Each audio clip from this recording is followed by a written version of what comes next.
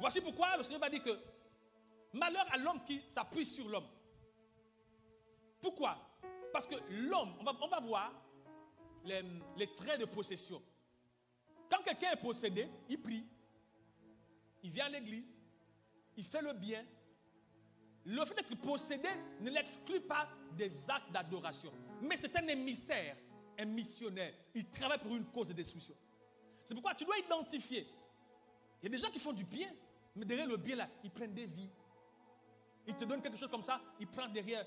Parce que quand quelqu'un est possédé, quand je parle de possédé, quelqu'un qui a été vaincu par le diable à l'intérieur. Quelqu'un qui a été vaincu par le diable à l'intérieur, il fait toujours des choses que les autres chrétiens font. Mais comment on identifie? Et ça, on va en parler. On va en parler. Comment tu sais que quelqu'un n'aime pas le Seigneur? C'est pas compliqué. Par exemple, quelqu'un qui ne peut venir à l'église, ça veut dire qu'il ne porte pas Dieu dans son cœur. Il ne porte pas Dieu dans son cœur. Parce que là où est ton cœur, c'est tout ton trésor. Tu vas aimer fréquenter l'église. Tu vas aimer fréquenter l'église. Je vous en parlerai tout à l'heure. Alors, Jérémie chapitre 17, 5, il dit quoi? Français courant. Voici ce que déclare le Seigneur. Je maudis celui qui se détourne de moi. Ne met sa confiance qu'en l'homme et cherche sa force dans les pauvres moyens humains. J'ai pris ça pour les pauvres moyens humains. Donc Dieu dit que il maudit celui qui se confie en l'homme. Maudit soit celui qui s'appuie sur l'homme. Et il dit quoi? Qui met son appui sur les forces, sur les pauvres moyens humains. Donc les moyens des hommes sont inférieurs aux moyens de Dieu. Et Dieu dit quoi? Maudit soit l'homme qui se confie à l'homme. Pourquoi? Ça, c'est un autre pan que je peux ouvrir. En tant que pasteur, après 10 ans de ministère, je peux comprendre, on ne s'appuie pas sur les hommes. C'est une malédiction. Même ton mari qui te dit chérie, chérie, chériette, chérieuse, chérie, mia, mia, mia, il ne faut pas compter sur lui. Vous qui êtes mariés là, la Bible dit que le corps de l'homme, il est comment? Il est changeant.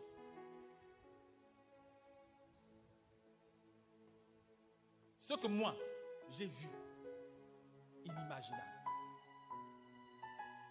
J'ai dit à quelqu'un, je vois un pasteur, vaut mieux avoir mal petit que d'avoir mal grand. Vaut mieux tomber d'un immeuble au premier étage que de tomber au 10e étage. Quand tu tombes au premier étage, quand tu entends boum, aïe! Mais quand tu tombes au 10e étage, aïe, boum! C'est fini. La dimension de ta chute révèle ta subsistance. Vous savez, l'homme est changeant. Même toi-même, ne te confie pas en toi-même. Ne compte pas sur toi-même. Ne te prends pas fort.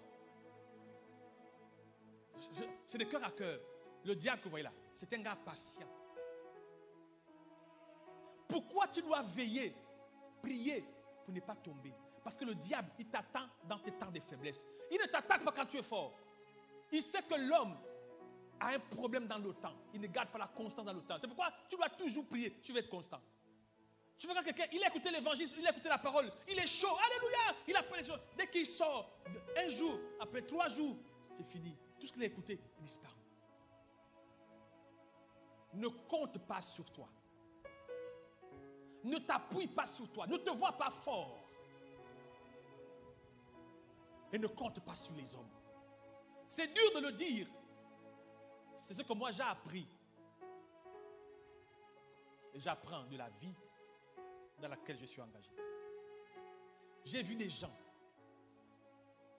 Oh, merci mon Dieu. Père, tu m'as donné un père, vraiment mon Dieu. En plein culte. Tu m'as donné un père, mon Dieu, merci. Alléluia. Oh, ma chère. Donc tu fais, oh, ma mère, oh, comme ci, comme ça. J'ai vu ça plein.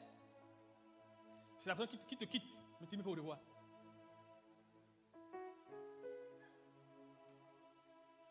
Qui donne l'argent, les offrandes. Tu dis que là, j'ai eu un fils. Il se gratte comme ça, papa. Il fait comme ça, oh maman. Il fait comme ça, oh papa. Tu dis, oui, là, j'ai eu un fils. Une fille. Hé, baba. Merci Seigneur. Quand il disparaît là, même pas. Tu attends pas que, oh maintenant, oh, c'est lui qui, oh.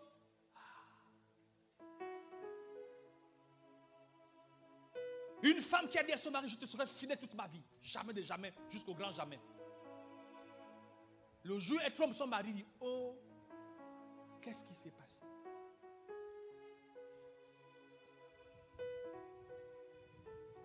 Quelquefois, j'ai compris que Dieu veut te montrer que tu n'es rien.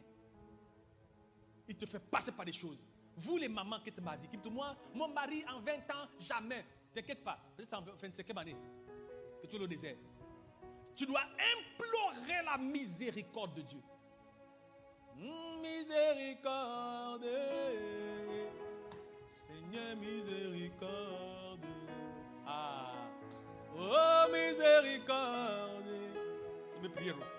Seigneur miséricorde. Je ne suis pas foré, papa. Seigneur miséricorde. Miséricorde, c'est miséricorde là. C'est plus que pardon. C'est souviens-toi de ma misère, lance-moi une corde. Lance-moi une corde pour me sauver, mon Dieu, je t'en supplie. Ma misère est grande. Qui me délivrera de ce corps de péché? Quand je fais le bien, c'est le mal qui arrive. Quand je ne pas faire le mal, je n'ai pas fait le bien. Seigneur, mon Dieu, aide-moi. Miséricorde. Ah Yahweh, Seigneur, miséricorde. Seigneur, miséricorde. Ce que je te dis ce matin-là, les attaques extérieures, elles sont dangereuses, mon ami. Les gens qui t'attaquent là ont affiné la stratégie. Ils ont la révélation de tes faiblesses par le diable. Le diable leur dit, elle est comme ça, il est comme ça, il est comme ça, attaque comme ça, attaque comme ça. Tu ne verras pas le diable le voir comme ça. Je suis venu te bastonner aujourd'hui. Tu ne vois pas le diable. C'est un casse qui dit, je vais te casser la gueule aujourd'hui là. Mais le gars là, qui est derrière lui? Le diable. Tu es là comme ça, on te critique. Les gens qui critiquent là, il faut faire attention. Vous qui critiquez là, vous critiquez là, tu sais, j'ai appris que tu peux être pasteur et puis posséder.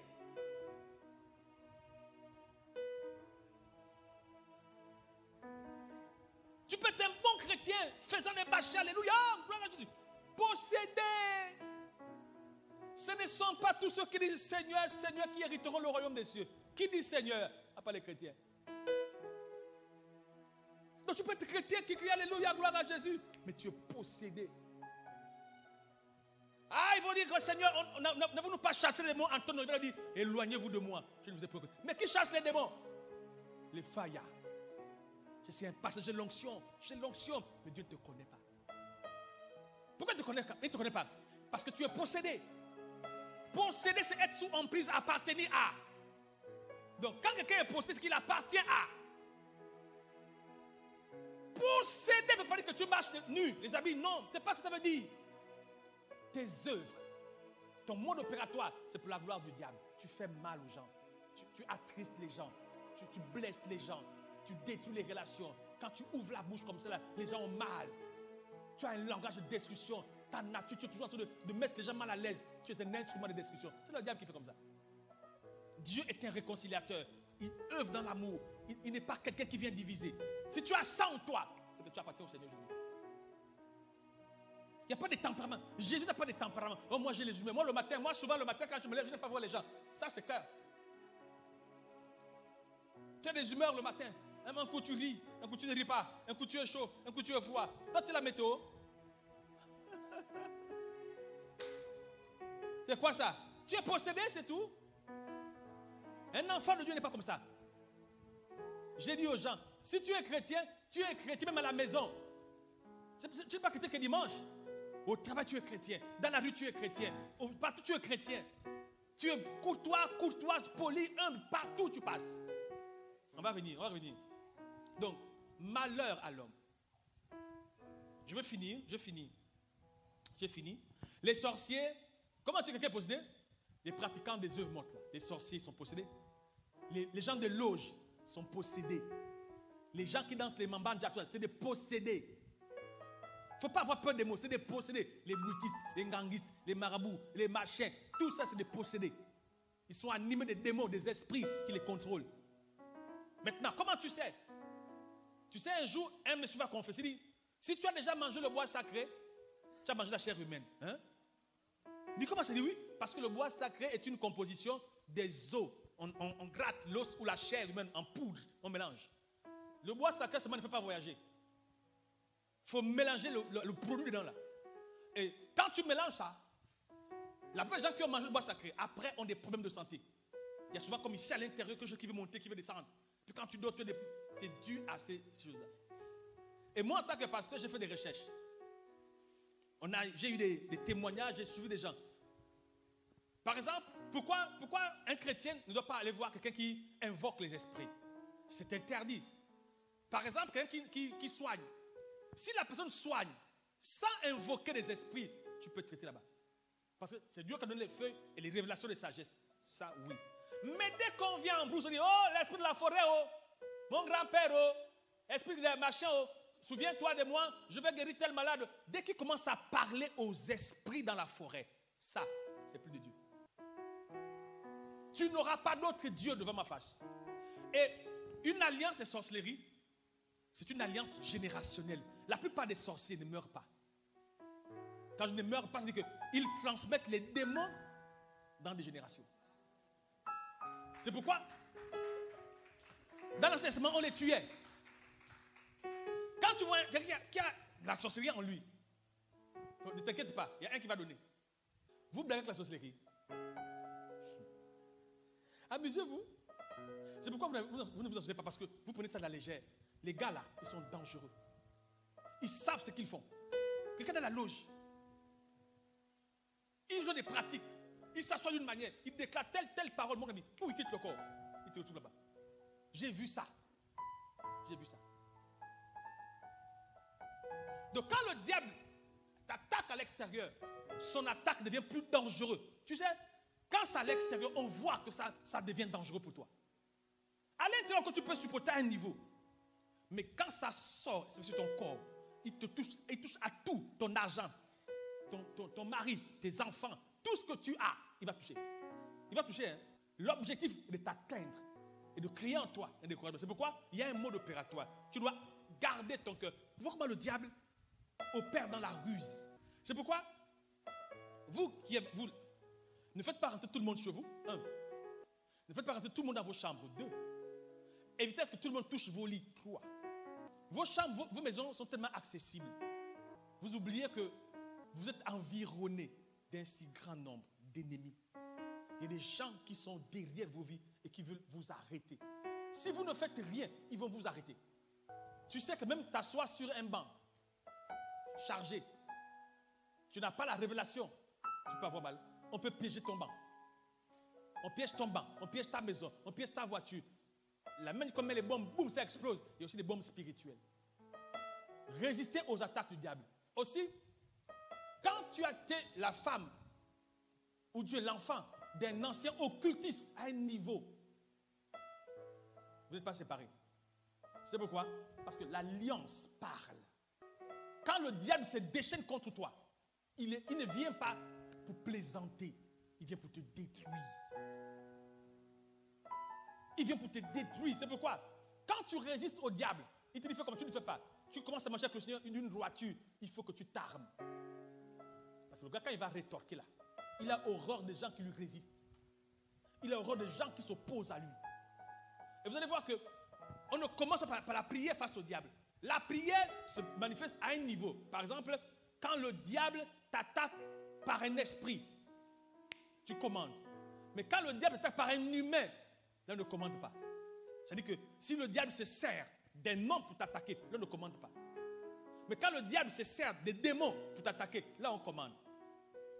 Satan sort, esprit mauvais sort, là, on commande. Mais quand c'est un homme qui t'attaque, tu ne commandes pas. Tu vas dire à l'homme là que l'homme, je te chasse.